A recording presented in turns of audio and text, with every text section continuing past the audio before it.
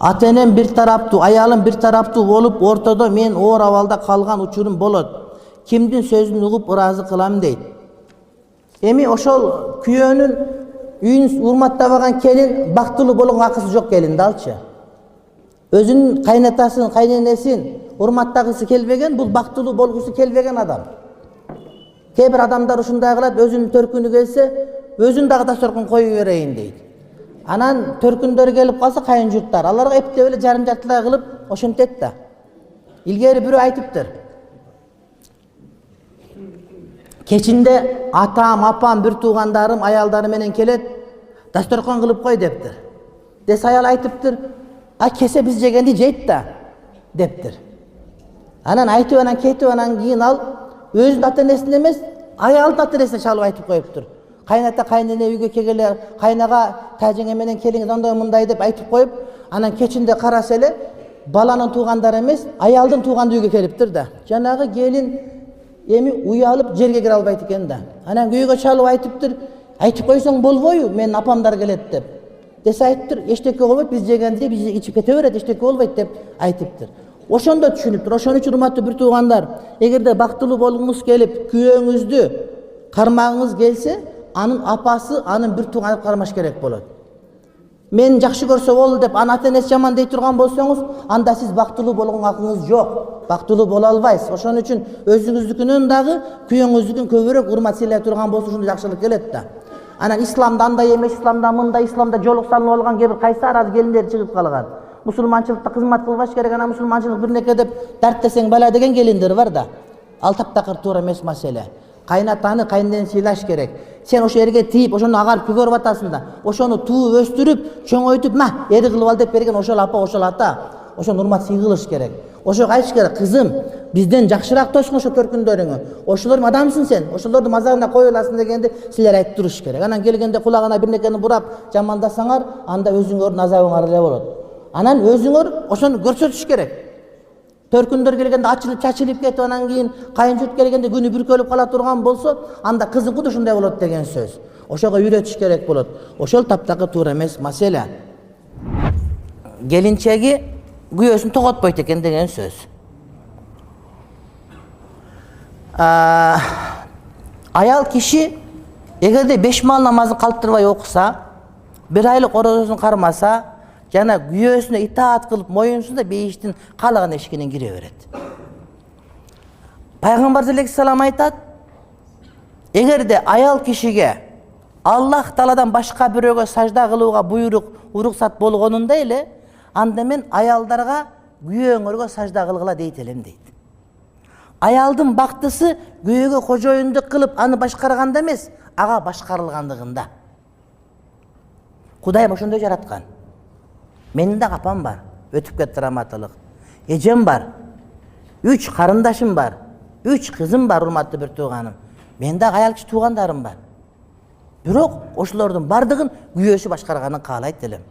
Анткени ошондо бакыт бар. Күйөөгө моюн сунуш керек. Бирок күйөө арамга буйруса ага моюн сунулбайт, адалга буйруган болсо итаат кылыш керек болот. Күйөөнү кордогон аял эч жерден урмат таппайт. Эгерде аял күйөөсүн урматтаса, күйөөсү урматталса, аял кошулуп урматталат. Жээнбеков президент эле эч ким тааныбаган эжебиз келип туруп, азыр первая леди баарыбыз көрүп атабыз. Атамбаев президент эле, Атамбаев президент болгондо Рая эжекебиз келип, ал первая леди болуп атат. Анткени аял күйөөсүн урматтаса, күйөөгө болгон урматтын бардыгына аял дагы ээ болот. Ушундай эмеспи? Азыр падышанын аялы биринчи леди деп падышада урмат көрсөтөбүз биз. Эрдоган падыша аял Амина ханым жанында ээрчип келип кетип атат. Падыша Эрдоган, бирок анын аялы болгон үчүн. Анан эми кээ бир адамдар бар, аялдар бар, күйөөсүн басынтып турган болсо эле өзүн кыйын сезип басып калат. Элдин баары сени жаман көрөт. Аялын урматтабаган аялды эч ким урматтабайт. Аркасынан шылдыңдап күлөт. Күйөөңү дагы эч ким урматтабайт, сени дагы эч ким урматтабайт деген сөз да. Ошон үчүн айтам, андай кылган жакшы эмес. Эгерде күйөөң сени багып алса, анча-мынча кемчилиги болсо, укмаксаң, көрмөксөң, билмөксөң болуп калып туруп, ошол жаман күйөөнү жакшы кылып алыш аялдын колунан келе турган иш. Эркектер көп нерсени билбей сезбей калат.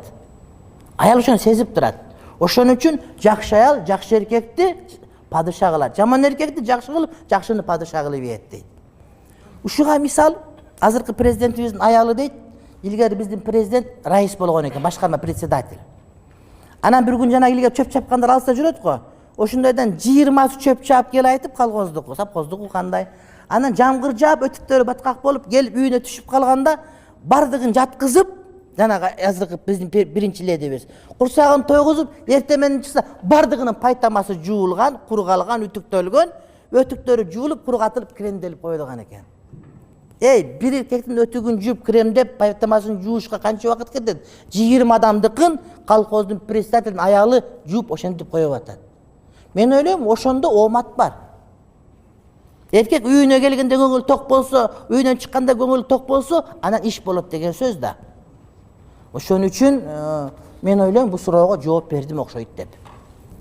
Кайнатасын, кайненесин, күйөөсүн, апасын сыйлабайт, эмине болот. Эртең өзү да ошондой кордук көрөт. Эртең өзү да кайнене болот, эртең өзү да апа болот. Ошол убакта өзүнүн балдарынан, кыздарынан мына ошондой жамандык көрөт. Бул жашоо салынуу кашык. Мына ошондой дүнүйө бир күн өз башына келгенде өзү кандай урматсыздык көрсөтсө, мына ошондой урматсыздыкка ээ болот. Андай кайната кайненени сыйлабаган аял менен жашаганын кереги жок. Себеп дегенде эмне үчүн сени тапкан ошол сен жакшы, сени тапкан жаман болуп калышы мүмкүнбү? Кээ бир адамдарга таң калам. Күйөөсүн жакшы көрөт, бирок ошол күйөөсүн ата-энесин урматтагысы келбейт. Албетте бул акылсыздык, кемчөнтойлук, бул деген акыретін ойлобогондук. Ата-энеге, кайнатага, кайненеге, бир туугандарга мамилени жакшы кылбаган келин жок, ал адам бакытка ылайыктуу эмес, ал ошондой жамандыкка ылайыктуу. Карап көрүңүз, жашоо эгер ушундай боло бере турган болсо, айрыкча энеңизге, атаңызга урмат көрсөтпөсө, анда аны менен жашоо кыйынчылыкка турат. Кантип жийиркенбей ошону менен жашап атасыз. Сиз менен аны менен кантип өбүшөсүз? Аны менен кантип бир дасторкондон тамак жейсиз? Энеңизди жаман көрүп атса, атаңызды жаман көрүп атса, анда аялдын барынан жогу. Бала велде катын жолдо деген сөз бар. Кудай сактасын, бирок энени алмаштырганга болбойт. Ошондуктан эне менен аял дегенде албетте энеге ыктыяр берилиш керек. Бирок кээде энелерибиз ашепке чаап, жөндөн жөн эле мындай келиндерге кордук көрсөтө турган болсо, анда бала калыс туруш керек. Бирок ошого карабастан эне эч кандай жамандык кылбаса деле, келин болуп эле чукчуңдап, кагынып, силкинип, кайненесин жактырбай айткан болсо, анда мындай катындын барынан жогу деп айтыш керек болот.